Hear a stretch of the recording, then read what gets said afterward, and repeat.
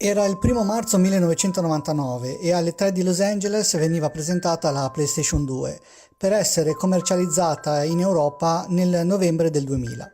Le migliorie rispetto alla prima PlayStation erano notevoli, sia come quantità di poligoni che potevano comparire a schermo, sia come pulizia e fluidità delle immagini, sia come innovazioni tecniche presenti all'interno di questa console. Parliamo della lettura dei DVD che permetteva una capienza maggiore in fase di sviluppo dei giochi. Si passava infatti dai 700 MB circa dei CD ai quasi 5 GB dei DVD. Possibilità di riprodurre musica, film e video con un lettore di ottima qualità. Possibilità di connessione ad internet. Insomma, la PlayStation 2 era un vero e proprio centro multimediale. L'inizio non fu dei più facili, sia per il prezzo alla quale veniva venduta, sia per le difficoltà che avevano le software house di sviluppare sul nuovo hardware Sony.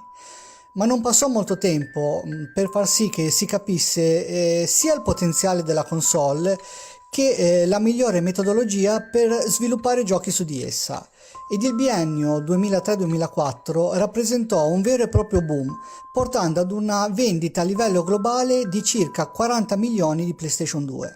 Dopo questo successo planetario ci fu un periodo di stallo nelle vendite, ma bastò un restyling della console nel 2007 e l'uscita di GTA San Andreas per far lievitare nuovamente le vendite ed il conto in banca di Sony. Si calcola che ad oggi siano state vendute più di 150 milioni di unità in tutto il mondo, con un parco titoli che potrebbe variare da 4.000 titoli fino agli 8.000 secondo alcune fonti giapponesi. La PlayStation 2 uscì in diverse versioni, la Fat e successivamente la Slim, e con colori vari, dove i più diffusi furono senz'altro il nero classico e l'argento. Ma non voglio tediarvi troppo con caratteristiche tecniche ed andiamo a parlare di quello che rende la console importante e che ne pregiudica vittorie e fallimenti nel mercato videoludico: i giochi. Se la prima PlayStation ci aveva fatto entrare nella tana del bianconiglio, la PlayStation 2 ci aveva elevato allo status di videogiocatore senziente. Nella precedente generazione avevamo fatto la conoscenza di titoli e saghe videoludiche che ancora oggi ci accompagnano. Parlo di Silent Hill, di Resident Evil, di Tekken, di Gran Turismo.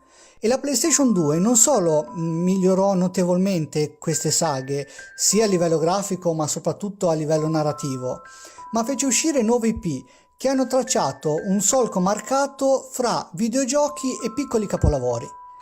Come non ricordare i capitoli di Kingdom Hearts, l'arrivo di God of War, di Devil May Cry, le partite con gli amici a Mortal Kombat, PES o FIFA.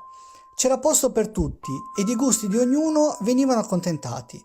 Amavi l'horror e allora via con Silent Hill, Resident Evil, Alone in the Dark, Project Zero e Forbidden Siren. Amavi i motori e allora Gran Turismo e MotoGP facevano al caso tuo. Ti piacevano gli RPG?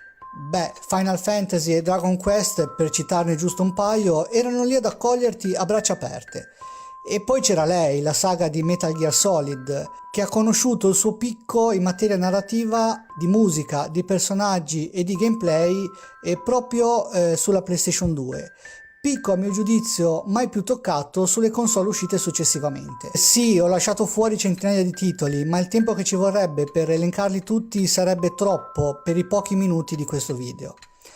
A novembre del 2012 Sony comunicò ufficialmente la fine della produzione di PlayStation 2. Ma è stato solo pochi giorni fa, il 12 ottobre 2016, che si sono chiusi anche gli ultimi server di supporto.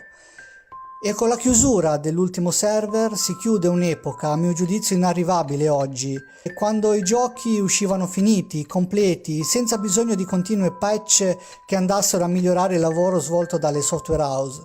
Quando si puntava al comparto tecnico, sì, ma dove la parte narrativa e di coinvolgimento non aveva certo minore importanza. Pur apprezzando ciò che oggi abbiamo in salotto per giocare, sono e sarò sempre un videogiocatore romantico e nostalgico. E quindi ti saluto e ti ringrazio, PlayStation 2, per avermi ed averci fatto vivere delle ore in compagnia di quello che a mio giudizio è stato uno dei migliori periodi videoludici che ci siano mai stati.